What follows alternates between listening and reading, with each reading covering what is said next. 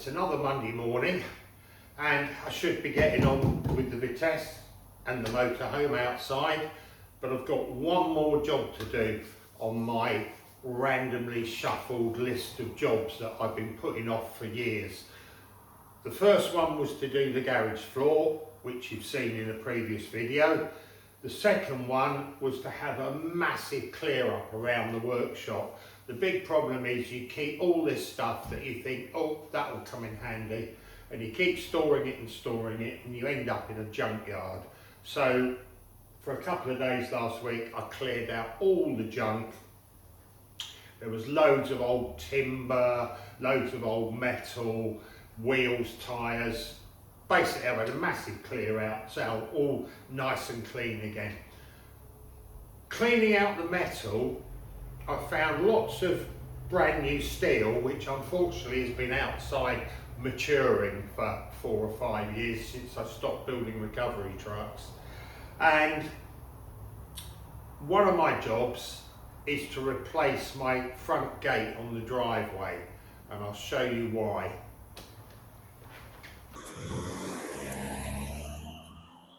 Now, I fitted this gate about 7 or 8 years ago.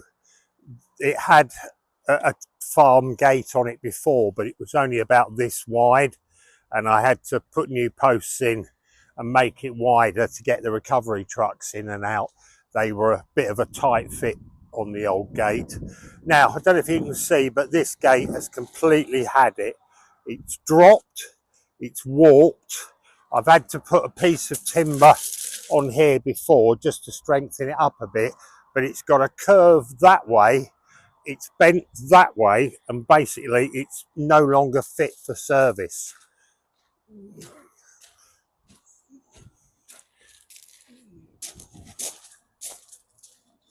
can see here how much it's warped. It's completely twisted, so it doesn't basically fit anymore, and it's rubbish. The old farm gates you used to buy years ago were made out of decent timber and they lasted forever. These ones unfortunately now are probably pine or something, and they're just absolute rubbish. Now what I'm going to do is I'm going to build a new steel gate to go here. I've got an automatic opener on it. I'm going to utilise these hinges, but I don't like this massive gap here.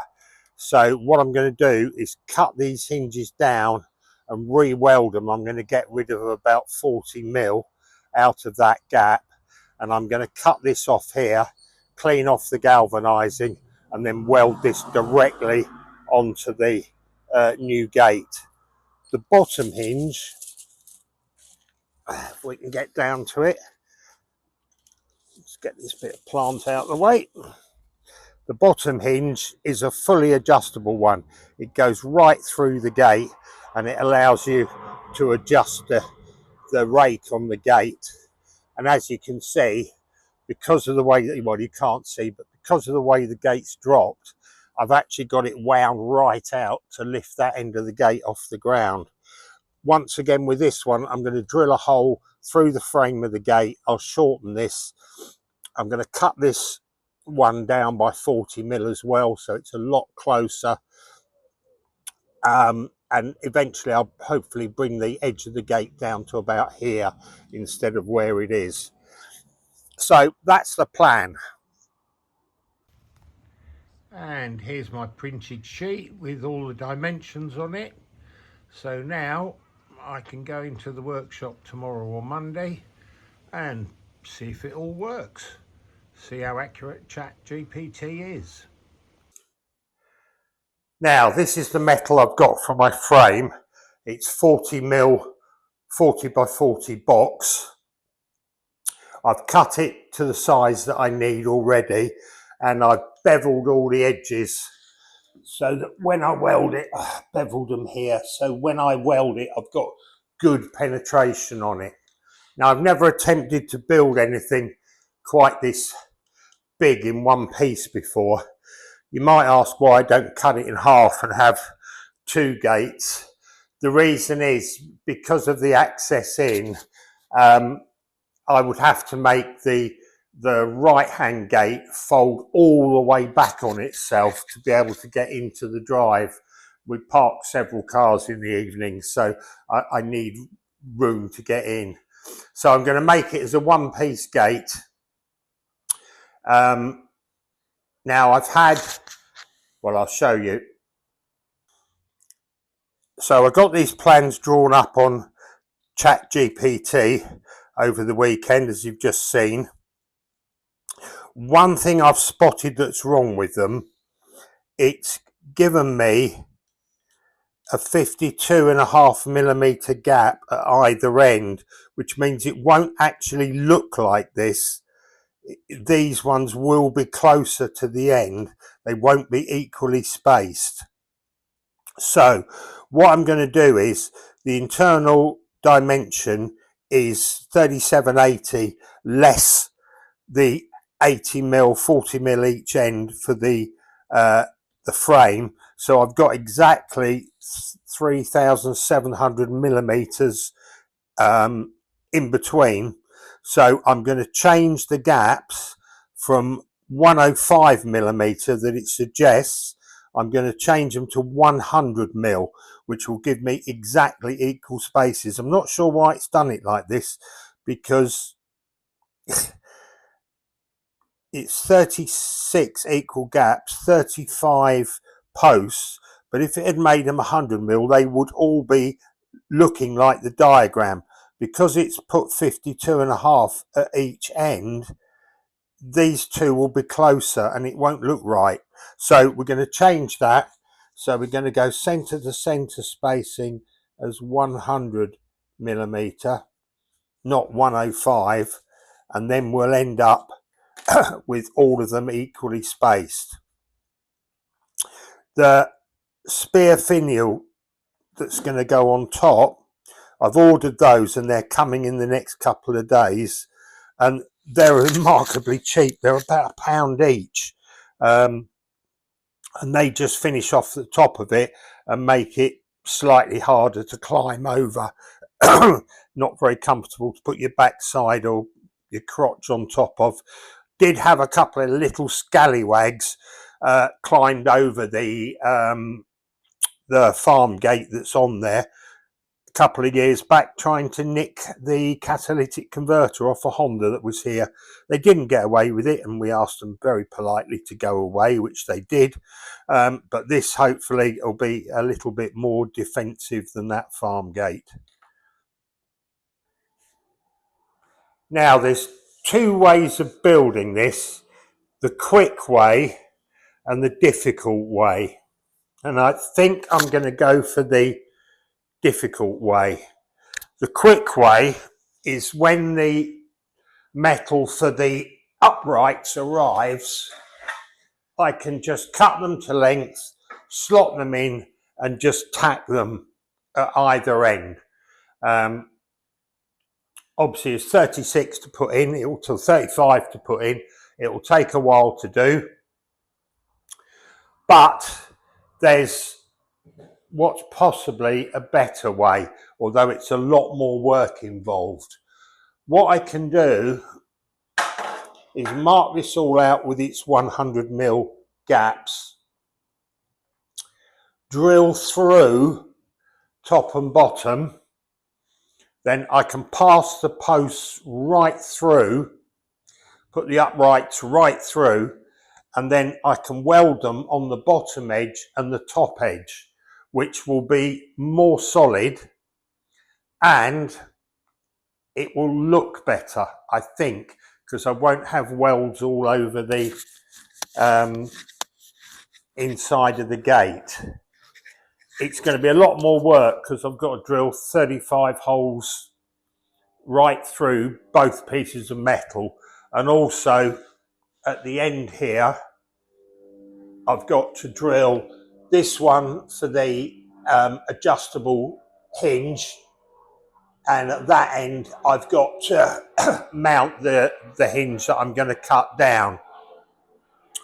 Also I'm going to move that hinge. It's quite low because of the height of the gate that's there. That one's only about 40 inches high. This one's going to be 6 foot high, so 72 inches with the finials on top. So I need to move that hinge much higher up to the top of the gate. Yeah, so I'm going to have a cup of coffee and decide whether I'm going to do it the quick way, just welding them in, or whether I'm going to drill holes, put them all the way through, and I think that will make a more solid and a neater looking job of it. We'll have a think. Put out my first hole for the hinge for the lower one. I need to be 230mm up from the bottom of the gate, and I've got to drill a 16mm hole. So I'm going to do that one first for the first hinge. I've got my top and bottom rail, and I'm going to mark them out now for drilling the holes. So first thing I'm going to do is run a piece of tape all the way down them, because you get a better marking on a bit of tape than on the steel. I've clamped them both together so they're in exactly the same place, so I can measure once and then mark it across with a straight edge. So that's one done.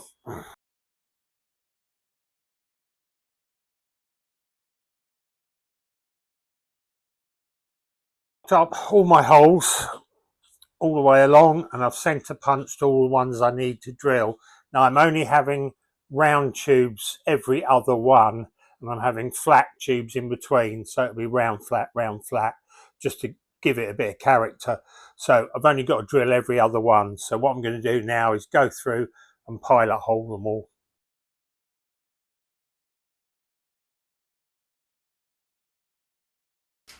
Okay, so my holes are all drilled. That was quite a hard operation. My little bench pillar drill, it's only 1/4 horsepower, and it really doesn't like driving a 16mm bit, but it's done them. So I've drilled 16mm holes where all my round uprights are going to go, and on the other side I've drilled a 12mm hole.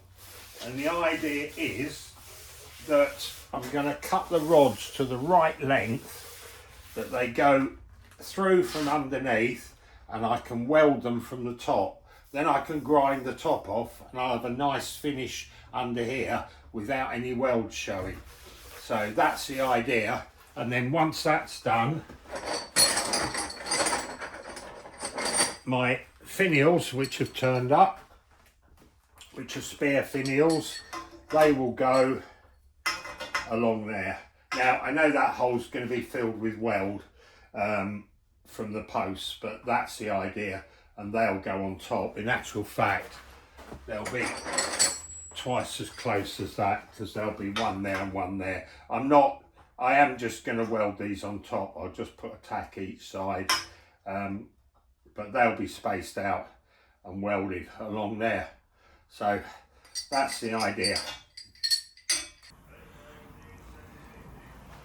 Right, my steel's arrived. I've cut all my uprights to the correct length, and I've beveled the edges. Now this is a 16mm steel rod, and that's a 16mm hole, and they need a bit of persuasion to go in, but I like them once they're in because they're nice and solid.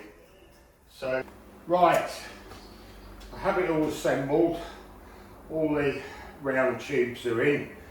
I've just levelled it up to make sure it's all level, and I've strapped it, keep it in the right place, and I've measured it corner to corner, measures exactly, so I know it's dead square. So now what I've got to do is go around, weld up all the corners, at least get some tacks on all the corners, get it all tacked into place, and then I can go around and weld it up fully.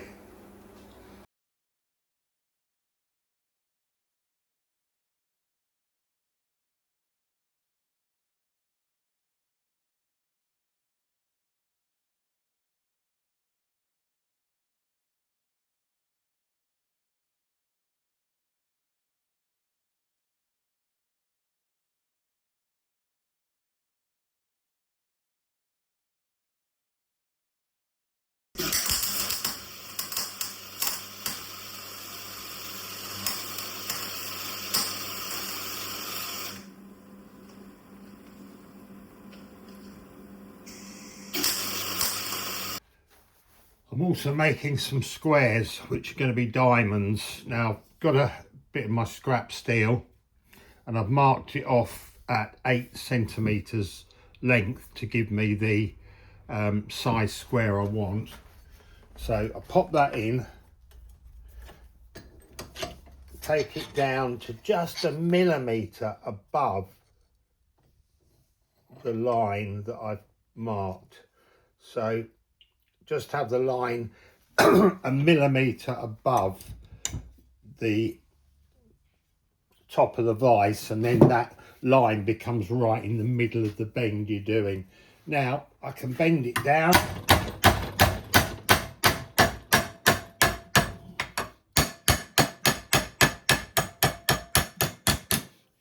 Hammer it, move it round to the next line.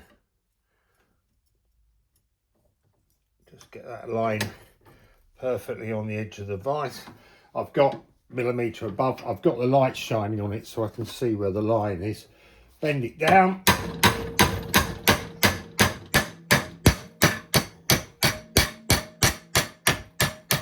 Hammer it. Same again with this. Pop it in, up to the line. So just leave that line a millimetre above.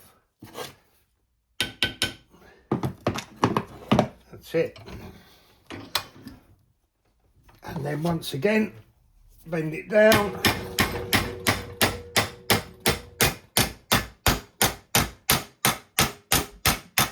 As you can see, lines up perfectly.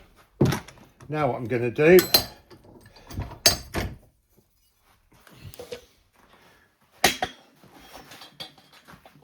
is just pop it into my jig I made for the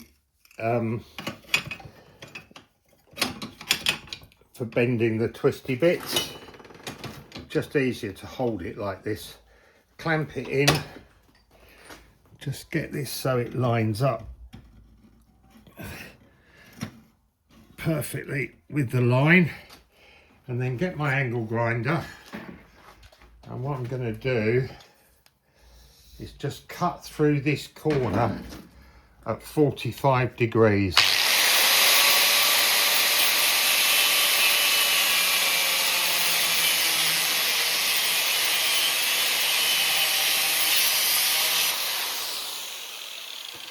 That cuts through both bits at once and leaves me with a nice angle that joins together. I have all my diamonds made, squares but diamonds when they're that way. I've spaced them all out, I've clamped it up just to hold it for the moment. As you can see, my bench isn't flat, there's a bit of air under there, so I'm going to have to just sort it out as I go along. But now what I've got to do is go along, weld each corner to the main frame, and then just weld the centre bits, and as I go along I'll just adjust them as I go. So as long as the first two are right, then I should be able to get it all correct. You've just got to make sure they all line up perfectly on the way down, or as perfect as I can get them. That's it. So now I'm going to go along, weld them all up, and hopefully make one complete piece out of it. Right, well typically I've run out of gas, so while I'm waiting for some to be delivered, I'm going to start bending up some of my flat tube. Now I've made myself a little jig, basically a couple of uprights, a couple of slots cut in, and an old jack handle I had with a slot cut in the end of it. Pop it on there. I've got a line in the middle so I can see where the middle is, and just pull it down. And then slide it through to where it fits in. Get it on, line it up in the middle, do it again, just down about 90 degrees, and it's bending up my tube for me, my steel bar for me. I could do with another clamp to hold it on, but unfortunately the only other one I've got isn't deep enough to go on the bench. So this one I'll have to do, and this bit of rod's got a bit of a bend in it. I need to straighten out, but get it down there, pop the bar on in the middle and twist it down. That's it. That's my bit of twisted bar coming out, which is going in between the round ones. We'll go, I'll cut it down to the right length, and that will go in there. And it just gives it a little bit of stuff. There's going to have to be a bar across the middle because this is wobbly, so it's going to need a bar through the middle of it to support it. Welded up my centre panel, and I've welded it in nice and solid. Oh, that wasn't. I'm going to show you that bit next. What I've done over here, will come down a bit,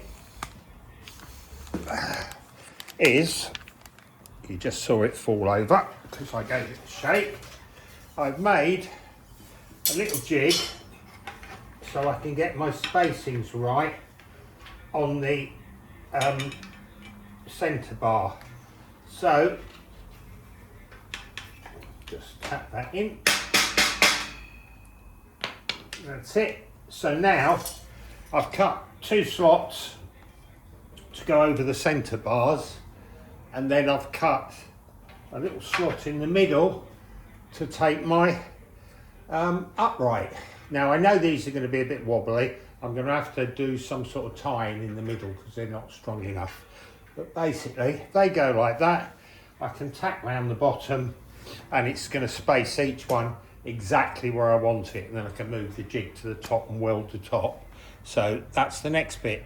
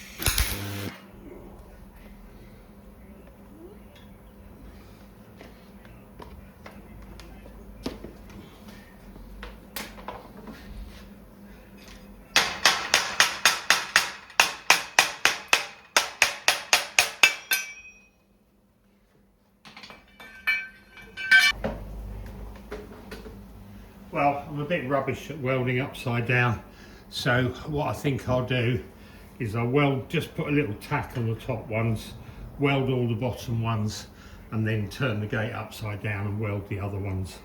So yeah, move on, put them all in. Well, hard day's work. That's left hand side finished. I've still got the right hand side to put the twisted ones in. I'm quite pleased with that. I think it's looking quite good. I'm going to have to tie something here because these are just a little bit wobbly. So I'm going to have something along here. And I'm thinking of actually replicating the diamonds across here to fit in with this. So that could be what I do. I'll put a diamond in here, something in there. I don't just want a flat bar going across it. I want something with a bit of shape, but I'm quite pleased with it so far. It's looking quite good. So, and hopefully it shouldn't be too colossally heavy. It's not going to be light, but then the big farm gate that's on there is pretty heavy too. I don't think this will be more than maybe 20-30% heavier. Right, that's it for today. Come back in the morning, carry on with the other side. Well, gate's all fully welded and it's hung. Put it on yesterday, it's just rained on it, so the metal will start going nice and rusty. So I need to get a coat of paint over it fairly soon. When we fitted it, I fitted the lower hinge down here, measured the height and fitted the lower hinge. Then we hung the gate on it.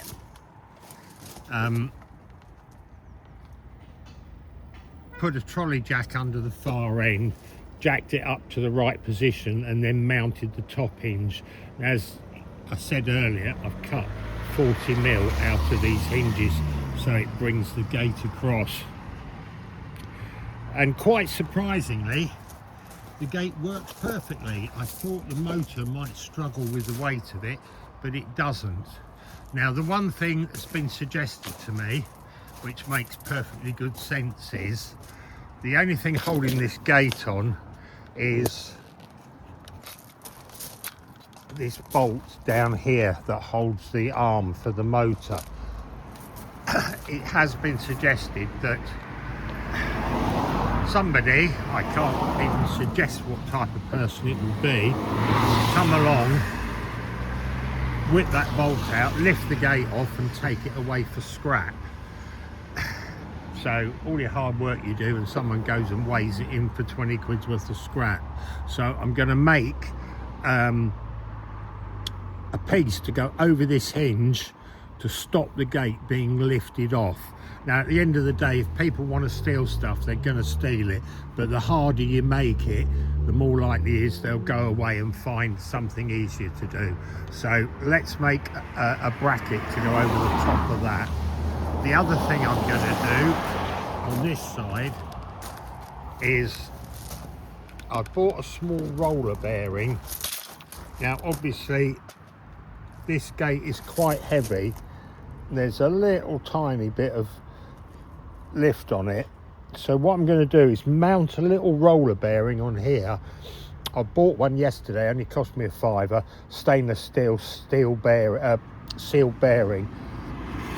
I'm going to mount it on here and put a plate on top of here, so as the gate closes it just rides up over it and it takes a little bit of strain off the gate, which means it'll be a lot less likely to sag because it's in its normally closed position.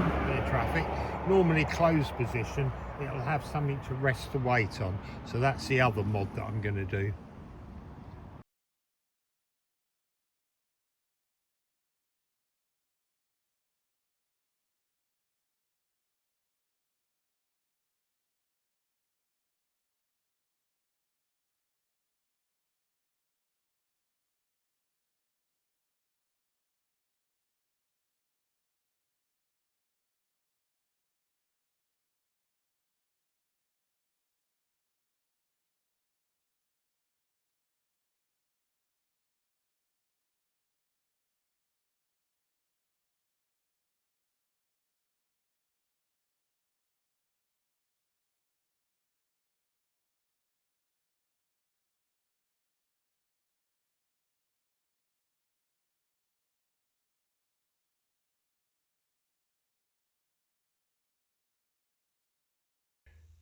So that's my cap all made. I've just got to drill some holes in here now to bolt it to the pillar.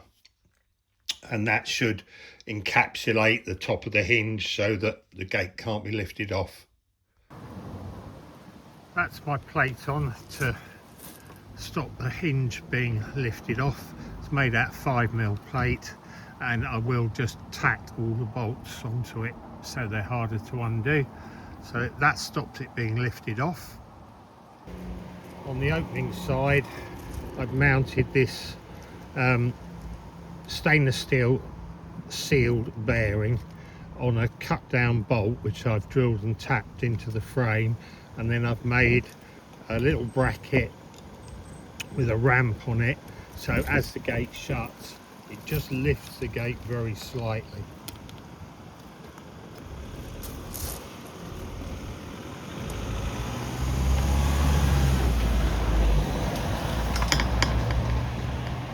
really see, but it lifts it up about 4 or 5 mil, which just helps support the weight of the gate.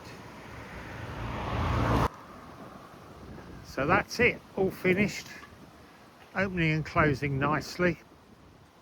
I was a little bit worried that the motor wouldn't be powerful enough, but it's absolutely fine.